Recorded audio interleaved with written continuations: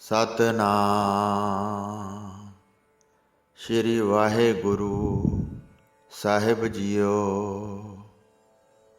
ਪਰਮ ਸਨਮਾਨਯੋਗ ਗੁਰੂ ਰੂਪ ਗੁਰੂ ਖਾਲਸਾ ਸਾਧ ਸੰਗਤ ਜੀ, ਵਾਹਿਗੁਰੂ ਜੀ ਕਾ ਖਾਲਸਾ ਵਾਹਿਗੁਰੂ ਜੀ ਕੀ ਫਤਿਹ। ਲਾਹੌਰ ਸ਼ਹਿਰ ਵਿੱਚ ਇੱਕ ਮੁਲਤਾਨੀ ਮੱਲ ਨਾਮ ਦਾ ਸੇਠ ਨੌਜਵਾਨ ਉਮਰ ਦਾ ਸੀ, ਜੋ ਸਾਧੂਆਂ ਸੰਤਾਂ ਦਾ ਸੰਗੀ ਸੀ। ਆਏ ਗਏ ਹਰ ਮਹਾਂਪੁਰਸ਼ ਨੂੰ ਮਾਇਆ ਬਾਰੇ ਸਵਾਲ ਕਰਦਾ ਕਿ ਮਹਾਂਪੁਰਸ਼ੋ ਦੱਸਣਾ ਕਰੋ ਕਿ ਮਾਇਆ ਦਾ ਸਰੂਪ ਕਿਸ ਤਰ੍ਹਾਂ ਦਾ ਹੁੰਦਾ ਹੈ। ਇੱਕ ਵਾਰ ਸ੍ਰੀ ਗੁਰੂ ਨਾਨਕ ਸਾਹਿਬ ਲਾਹੌਰ ਸ਼ਹਿਰ ਪਹੁੰਚੇ। ਦਰਿਆ ਰਾਵੀ ਦੇ ਕਿਨਾਰੇ ਜਾ ਬੈਠੇ। ਆਪਣੇ ਸੰਤ ਸੇਵੀ ਸੁਭਾਅ ਦੇ ਅਨੁਸਾਰ ਮੁਲਤਾਨੀ ਮੱਲ ਸ੍ਰੀ ਗੁਰੂ ਨਾਨਕ ਮਹਾਰਾਜ ਦੇ ਚਰਨਾਂ ਵਿੱਚ ਪਹੁੰਚਿਆ ਤੇ ਜੋ ਪ੍ਰਸ਼ਨ ਇਸ ਦੇ ਹਿਰਦੇ ਵਿੱਚ ਦੇਰ ਤੱਕ ਚੱਕਰ ਲਗਾ ਰਿਹਾ ਸੀ, ਉਸ ਦਾ ਉੱਤਰ ਕਿਸੇ ਮਹਾਂਪੁਰਸ਼ ਕੋਲੋਂ ਸੁਣ ਕੇ ਇਸ ਦੀ ਤਸੱਲੀ ਨਹੀਂ ਸੀ ਹੋਈ। ਇਸ ਨੇ ਉਹੀ ਪ੍ਰਸ਼ਨ ਕੀਤਾ ਕਿ ਮਾਇਆ ਦਾ ਸਰੂਪ ਕੀ ਹੈ। ਸ੍ਰੀ ਗੁਰੂ ਨਾਨਕ ਦੇਵ ਜੀ ਨੂੰ ਵੀ ਕਰ ਦਿੱਤਾ ਕਿ ਮਹਾਰਾਜ ਜੀ, ਮੈਨੂੰ ਮਾਇਆ ਦਾ ਸਰੂਪ ਦਿਖਾਓ ਕਿ ਕੈਸਾ ਹੁੰਦਾ ਹੈ। ਸਤਿਗੁਰੂ ਜੀ ਕਹਿਣ ਲੱਗੇ ਕਿ ਐਸਾ ਸਰੂਪ ਕਿਉਂ ਦੇਖਣਾ ਚਾਹੁੰਦਾ ਹੈ ਜਿਸ ਦੇ ਨਾਲ ਤੂੰ ਸਾਨੂੰ ਵੀ ਭੁੱਲ ਬੈਠੇ ਅਤੇ ਆਪਣੇ ਸੰਬੰਧੀਆਂ ਤੇ ਆਪਣੇ ਆਪ ਨੂੰ ਵੀ ਭੁੱਲ ਜਾਏ, ਕਿਉਂਕਿ ਮਾਇਆ ਦਾ ਸਰੂਪ ਹੀ ਭੁੱਲਣਾ ਹੈ। ਜਦੋਂ ਮੁਲਤਾਨੀ ਮੱਲ ਨੇ ਫਿਰ ਵੀ ਜਿੱਦ ਕੀਤੀ ਤਾਂ ਸਤਿਗੁਰੂ ਜੀ ਨੇ ਕਿਹਾ ਕਿ ਚੰਗਾ ਭਾਈ, ਜੇ ਤੇਰੀ ਐਸੀ ਹੀ ਮਰਜ਼ੀ ਹੈ ਤਾਂ ਸਾਹਮਣੇ ਦਰਿਆ ਰਾਵੀ ਵਿੱਚ ਇਸ਼ਨਾਨ ਕਰਕੇ ਆ, ਤਾਂ ਮੈਂ ਤੈਨੂੰ ਮਾਇਆ ਦਿਖਾ ਦਿੰਦਾ ਹਾਂ। ਇਹ ਸੁਣ ਕੇ ਮੁਲਤਾਨੀ ਮੱਲ ਨੇ ਆਪਣੇ ਕੱਪੜੇ ਕਿਨਾਰੇ 'ਤੇ ਛੱਡ ਕੇ ਇਸ਼ਨਾਨ ਕਰਨ ਲਈ ਦਰਿਆ ਰਾਵੀ ਵਿੱਚ ਪ੍ਰਵੇਸ਼ ਕੀਤਾ ਤਾਂ ਇੱਕ ਮਾਇਆਵੀ ਮੱਛ, ਜਿਸ ਦਾ ਬਹੁਤ ਵੱਡਾ ਆਕਾਰ ਸੀ, ਇਸ ਨੂੰ ਸਾਬਤ ਨੂੰ ਹੀ ਮੂੰਹ ਰਾਹੀਂ ਨਿਗਾਰ ਕੇ ਆਪਣੇ ਪੇਟ ਵਿੱਚ ਕਾਬੂ ਕਰ ਲਿਆ। ਜਿਸ ਵੇਲੇ ਮੁਲਤਾਨੀ ਮੱਲ ਨੂੰ ਮੱਛ ਨੇ ਪਕੜਿਆ, ਉਦੋਂ ਇਸ ਦੀ ਉਮਰ 21 ਸਾਲ ਦੀ ਸੀ ਅਤੇ ਇਸ ਦੇ ਮਾਪਿਓ ਤੋਂ ਇਲਾਵਾ ਇੱਕ ਇਸ ਦੇ ਘਰਵਾਲੀ ਤੇ ਇੱਕ ਬੇਟਾ ਲਾਹੌਰ ਵਿੱਚ ਮੌਜੂਦ ਸਨ। ਉਸ ਮੱਛ ਨੇ ਇਸ ਨੂੰ ਪਕੜ ਕੇ ਮੁਲਤਾਨ ਵਿੱਚ ਜਾ ਛੱਡਿਆ। ਮੁਲਤਾਨ ਵਿੱਚ ਦਰਿਆ ਰਾਵੀ ਦੇ ਕਿਨਾਰੇ ਇਕਾਦਸ਼ੀ ਦੇ ਪੁਰਬ ਨੂੰ ਮੁੱਖ ਰੱਖ ਕੇ ਲੋਕ ਇਸ਼ਨਾਨ ਕਰਨ ਵਾਸਤੇ ਆਏ ਹੋਏ ਸਨ। ਉਹਨਾਂ ਵਿੱਚ ਇੱਕ ਸੇਠ, ਜਿਸ ਦੇ ਘਰ ਔਲਾਦ ਨਹੀਂ ਸੀ, ਉਹ ਵੀ ਆਪਣੀ ਘਰਵਾਲੀ ਸਮੇਤ ਦਰਿਆ ਦੇ ਕਿਨਾਰੇ ਘੁੰਮ ਰਿਹਾ ਸੀ। ਅਚਾਨਕ ਉਸ ਸਮੇਂ ਉਸ ਮਗਰਮੱਛ ਨੇ ਮੁਲਤਾਨੀ ਮੱਲ ਨੂੰ 21 ਸਾਲ ਦੇ ਜਵਾਨ ਦੀ ਥਾਂ ਨਵ ਜੰਮੇ ਬੱਚੇ ਦੀ ਅਵਸਥਾ ਵਿੱਚ ਦਰਿਆ ਦੇ ਕਿਨਾਰੇ ਸੁੱਟ ਦਿੱਤਾ, ਜੋ ਪਿੱਛੋਂ ਸੇਠ ਤੇ ਉਸ ਦੀ ਪਤਨੀ ਦੇ ਨਿਗਾਹ ਪੈ ਗਿਆ, ਜਿਨ੍ਹਾਂ ਨੇ ਇਸ ਨੂੰ ਪਰਮਾਤਮਾ ਦੀ ਦਾਤ ਸਮਝ ਕੇ ਆਪਣੀ ਗੋਦ ਵਿੱਚ ਲੈ ਲਿਆ। ਫਿਰ ਉਸ ਦਾ ਨਾਮਕਰਨ ਕੀਤਾ ਤਾਂ ਨਾਮ ਵੀ ਮੁਲਤਾਨੀ ਮੱਲ ਰੱਖਿਆ। ਜਨਮ ਤਾਰੀਖ ਸਰਕਾਰੇ ਦਰਬਾਰੇ ਲਿਖਾ ਦਿੱਤੀ। ਭਾਈਚਾਰੇ ਵਿੱਚ ਵਧਾਈਆਂ ਵੰਡੀਆਂ, ਪਰ ਇਹ ਵਾਰ-ਵਾਰ ਸੋਚਿਆ ਕਰੇ ਕਿ ਮੈਂ ਤਾਂ ਲਾਹੌਰ ਦੇ ਰਹਿਣ ਵਾਲਾ ਸੀ, ਇੱਥੇ ਕਿਵੇਂ ਆ ਗਿਆ। ਲਾਹੌਰ ਵਿੱਚ ਮੇਰੇ ਮਾਂ-ਬਾਪ, ਇਸਤਰੀ ਅਤੇ ਪੁੱਤਰ ਸਨ। ਮੁਲਤਾਨ ਵਾਲੇ ਪਰਿਵਾਰ ਨੂੰ ਇਸ ਨੇ ਇਹ ਗੱਲ ਦੱਸੀ ਤਾਂ ਉਹਨਾਂ ਨੇ ਇਸ ਨੂੰ ਕਿਹਾ ਕਿ ਤੈਨੂੰ ਜਾਂ ਤਾਂ ਪਿਛਲੇ ਜਨਮ ਦੀ ਸਿਮਰਤੀ ਹੈ ਤੇ ਜਾਂ ਫਿਰ ਕੋਈ ਸੁਪਨਾ ਪ੍ਰਤੱਖ ਹੋਇਆ ਹੈ। ਜਦੋਂ ਇਹ ਮੁਲਤਾਨ ਵਿੱਚ ਵੱਡਾ ਹੋਇਆ ਤਾਂ ਇਸ ਦੀ ਸ਼ਾਦੀ ਕਰ ਦਿੱਤੀ ਗਈ ਤੇ ਸਾਲ ਬਾਅਦ ਹੀ ਇਸ ਦੇ ਘਰ ਬੇਟੇ ਨੇ ਜਨਮ ਲਿਆ। ਦੁਕਾਨ ਦਾ ਸਾਰਾ ਕੰਮ ਇਸ ਦੇ ਪਿਤਾ ਨੇ ਇਸ ਦੇ ਜੁੰਮੇ ਛੱਡ ਦਿੱਤਾ। ਲੋਕਾਂ ਦੇ ਪੈਸਿਆਂ ਦਾ ਲੈਣ ਦੇਣ, ਸੂਦ ਵਿਆਜੀ, ਇਮਾਨਤਾਂ ਆਦਿ ਰੱਖਣੀਆਂ, ਬਹੀਆਂ ਵਿੱਚ ਉਸ ਦਾ ਸਾਰਾ ਹਿਸਾਬ ਕਿਤਾਬ ਦਰਜ ਕਰਨਾ, ਇਹ ਸਭ ਕੰਮ ਮਿਹਨਤ ਨਾਲ ਕਰਦਾ।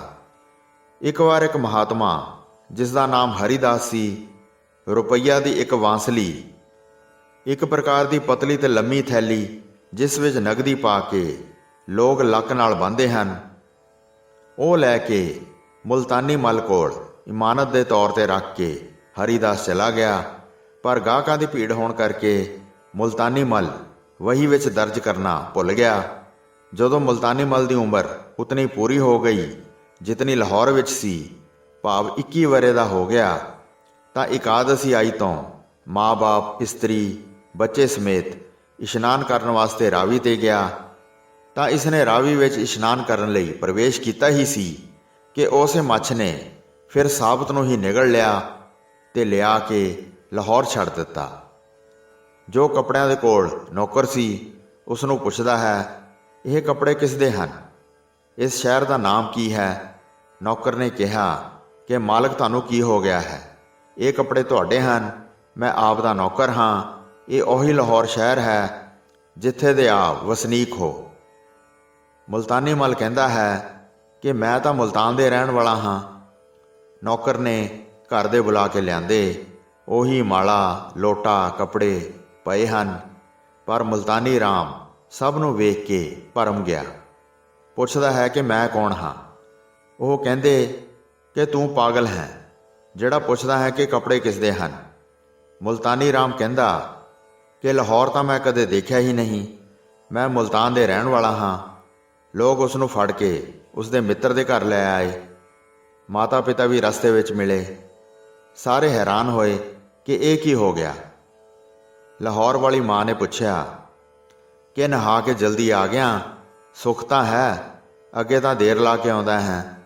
ਇਸੇ ਤਰ੍ਹਾਂ ਘਰ ਵਾਲੀ ਨੇ ਪੁੱਛਿਆ ਕਿ ਤੁਸੀਂ ਅੱਜ ਦਰਿਆ 'ਤੇ ਗਏ ਹੀ ਨਹੀਂ ਜੋ ਜਲਦੀ ਆ ਗਏ ਹੋ। ਮੁਲਤਾਨੀ ਰਾਮ ਪੁੱਛਣ ਲੱਗਾ ਕਿ ਤੁਸੀਂ ਕੌਣ ਹੋ? ਮਾਂ ਨੇ ਕਿਹਾ ਕਿ ਮੈਂ ਤੇਰੀ ਮਾਂ ਹਾਂ, ਇਹ ਤੇਰੀ ਵਹੁਟੀ ਤੇ ਤੇਰਾ ਬੱਚਾ ਹੈ। ਮੁਲਤਾਨੀ ਰਾਮ ਕਹਿਣ ਲੱਗਾ ਕਿ ਮੈਂ ਤਾਂ ਮੁਲਤਾਨ ਦਾ ਰਹਿਣ ਵਾਲਾ ਹਾਂ। ਇਹ ਕਹਿ ਕੇ ਰੋਣ ਲੱਗ ਪਿਆ।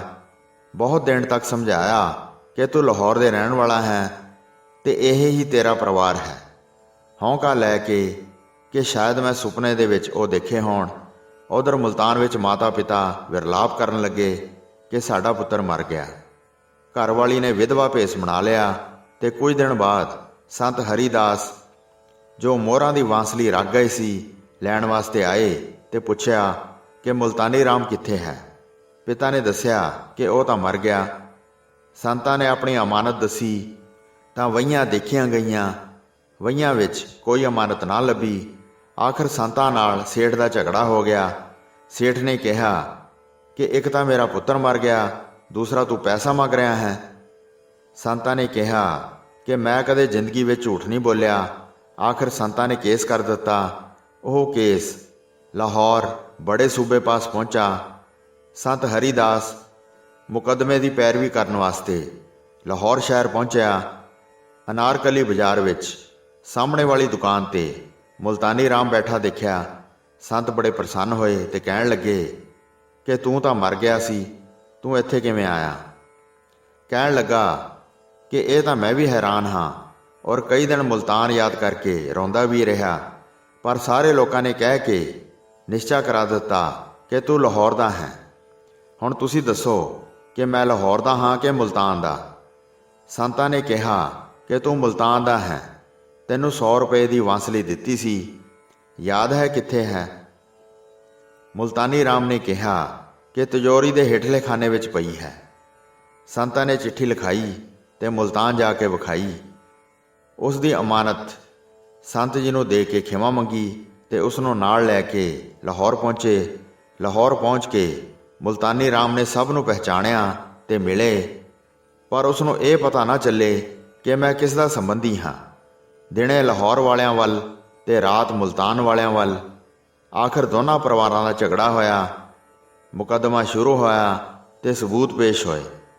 ਇੱਕੋ ਹੀ ਜਨਮ ਤਰੀਕ, ਸ਼ਾਦੀ ਦਾ ਵੀ ਇੱਕੋ ਦਿਨ ਨਿਕਲਿਆ। ਬਾਦਸ਼ਾਹ ਨੇ ਜੋਸ਼ੀ ਬੁਲਾਏ ਪਰ ਕੁਝ ਪਤਾ ਨਹੀਂ ਲੱਗਾ। ਆਖਰ ਬਾਦਸ਼ਾਹ ਨੇ ਕਿਹਾ ਕਿ ਮੇਰੇ ਤੋਂ ਇਹ ਫੈਸਲਾ ਨਹੀਂ ਹੋਣਾ, ਆਪਣਾ ਫੈਸਲਾ ਆਪ ਕਰੋ। ਤਾਂ ਦੋਨਾਂ ਪਰਿਵਾਰਾਂ ਦੀ ਖਿੱਚਾ ਖਿੱਚੀ ਸ਼ੁਰੂ ਹੋ ਗਈ। ਮੁਲਤਾਨੀ ਮੱਲ ਨੇ ਦੁਖੀ ਹੋ ਕੇ ਸ੍ਰੀ ਗੁਰੂ ਨਾਨਕ ਦੇਵ ਜੀ ਨੂੰ ਯਾਦ ਕੀਤਾ ਤਾਂ ਗੁਰੂ ਸਾਹਿਬ ਨੇ ਆ ਕੇ ਝਗੜਾ ਨਿਬੇੜਿਆ। ਸਾਰਿਆਂ ਦੇ ਨੇਤਰ ਬੰਦ ਕਰਾ ਕੇ ਨਾਮ ਦੀ ਧੁਨ ਲਗਵਾਈ। ਜਦੋਂ ਨੇਤਰ ਖੋਲ੍ਹੇ ਤਾਂ ਇੱਕ ਮੁਲਤਾਨੀ ਮੱਲ ਲਾਹੌਰ ਵਾਲਿਆਂ ਵੱਲ ਤੇ ਇੱਕ ਮੁਲਤਾਨ ਵਾਲਿਆਂ ਵੱਲ ਖੜ ਗਿਆ। ਭਾਵ 2 ਮੁਲਤਾਨੀ ਮੱਲ ਹੋ ਗਏ। ਇਉਂ ਝਗੜਾ ਖਤਮ ਹੋਇਆ। ਦੂਜੇ ਦਿਨ ਲਾਹੌਰ ਵਾਲਾ ਮੁਲਤਾਨੀ ਮੱਲ ਸ੍ਰੀ ਗੁਰੂ ਨਾਨਕ ਦੇਵ ਜੀ ਦੇ ਚਰਨਾਂ ਵਿੱਚ ਹਾਜ਼ਰ ਹੋਇਆ ਤਾਂ ਪੁੱਛਣ ਲੱਗਾ ਕਿ ਮਹਾਰਾਜ ਜੀ, ਇਹ ਸਭ ਕੀ ਹੋਇਆ ਹੈ? ਤਾਂ ਸਤਿਗੁਰੂ ਜੀ ਕਹਿਣ ਲੱਗੇ ਕਿ ਕੁਝ ਨਹੀਂ ਹੋਇਆ, ਤੈਨੂੰ ਸਿਰਫ ਮਾਇਆ ਦੀ ਝਲਕ ਦਿਖਾਈ ਹੈ। ਤੂੰ ਕਿਤੇ ਨਹੀਂ ਗਿਆ, ਇੱਥੇ ਹੀ ਬੈਠਾ ਹੈ ਤੇ ਨਿਰੰਕਾਰ ਦੀ ਮਾਇਆ ਨੇ ਇੱਕ ਘੜੀ ਵਿੱਚ ਤੈਨੂੰ ਸਭ ਕੁਝ ਦਿਖਾ ਦਿੱਤਾ ਹੈ। ਇਸ ਲਈ ਪਰਮੇਸ਼ਰ ਦੀ ਮਾਇਆ ਐਸੀ ਚਮਤਕਾਰੀ ਹੈ ਜਿਸ ਨੇ ਸਾਰੇ ਜੀਵਾਂ ਨੂੰ ਭਰਮ ਵਿੱਚ ਭੁਲਾਇਆ ਹੋਇਆ ਹੈ। ਮਾਇਆ ਮੋਹ ਮੇਰਾ ਪ੍ਰਭ ਕੀਨਾ, ਆਪੇ ਭਰਮ ਭੁਲਾਏ। ਇਹ ਮਾਇਆ ਜਿਤ ਹਰ ਵਿਸਰੈ, ਮੋਹ ਉਪਜੈ ਭਾਉ ਦੂਜਾ ਲਾਇਆ। ਜਿਸ ਦੇ ਕਾਰਨ ਹਰੀ ਵਾਹਿਗੁਰੂ ਭੁੱਲ ਜਾਵੇ, ਇਹ ਮਾਇਆ ਹੈ। ਭਾਵ ਜੋ ਪਰਮਾਤਮਾ ਨੂੰ ਭੁਲਾ ਕੇ ਆਪਣੇ ਵਿੱਚ ਜੋੜ ਲਵੇ, ਉਹੀ ਮਾਇਆ ਹੈ। ਭਾਵੇਂ ਉਹ ਪੁੱਤਰ, ਇਸਤਰੀ, ਸੰਬੰਧੀ, ਘਰ-ਬਾਰ ਆਦਿ ਹੈ, ਸਭ ਮਾਇਆ ਦਾ ਹੀ ਸਰੂਪ ਹੈ। ਕਹੇ ਕਬੀਰ ਜਿਸ ਉਦਰ ਤਿਸ ਮਾਇਆ, ਤਬ ਛੂਟੇ ਜਬ ਸਾਧੂ ਪਾਇਆ। ਕਬੀਰ ਜੀ ਕਥਨ ਕਰਦੇ ਹਨ ਕਿ ਜਿਸ ਜੀਵ ਦੇ ਪੇਟ ਲੱਗਿਆ ਹੈ, ਇਹ ਸਮਝੋ ਤਿਸ ਨੂੰ ਮਾਇਆ ਹੀ ਲੱਗੀ ਹੋਈ ਹੈ, ਕਿਉਂਕਿ ਮਾਇਆ ਪਰਮੇਸ਼ਰ ਨੂੰ ਭੁਲਾਉਣ ਵਾਲੀ ਸ਼ਕਤੀ ਦਾ ਹੀ ਨਾਮ ਹੈ। ਕਰੋ ਕਿਰਪਾ ਕਰੁਣਾਪਤੇ, ਤੇਰੇ ਹਰ ਗੁਣ ਗਾਓ, ਨਾਨਕ ਕੀ ਪ੍ਰਭ ਬੇਨਤੀ, ਸਾਧ ਸੰਗ ਸਮਾਓ। ਹੇ ਪਰਮੇਸ਼ਰ ਵਾਹਿਗੁਰੂ, ਆਪ ਮੇਰੇ ਉੱਤੇ ਕਿਰਪਾ ਕਰਨ ਵਾਲੇ ਹੋ। ਐਸੀ ਕਿਰਪਾ ਕਰੋ ਕਿ ਮੈਂ ਹਰ ਵੇਲੇ ਤੇਰੇ ਗੁਣਾਂ ਨੂੰ, ਭਾਵ ਤੇਰੇ ਜਸ ਨੂੰ ਗਾਉਣਾ ਕਰਾਂ। ਸਤਿਗੁਰੂ ਜੀ ਫਰਮਾਨ ਕਰਦੇ ਹਨ ਕਿ ਹੇ ਪ੍ਰਭੂ ਜੀ, ਮੈਂ ਦਾਸ ਦੀ ਇਹੋ ਬੇਨਤੀ ਹੈ ਕਿ ਅੱਠੇ ਪਹਿਰ ਸਤ ਸੰਗਤ ਵਿੱਚ ਮਿਲਿਆ ਰਹਾ। ਹੋਈਆਂ ਭੁੱਲਾਂ ਚੁੱਕਾਂ ਦੀ ਖਿਮਾ ਬਖਸ਼ਣੀ ਜੀ। ਦਾਸ ਨੂੰ ਆਗਿਆ ਦਿਓ। ਵਾਹਿਗੁਰੂ ਜੀ ਕਾ ਖਾਲਸਾ, ਵਾਹਿਗੁਰੂ ਜੀ ਕੀ ਫਤਿਹ।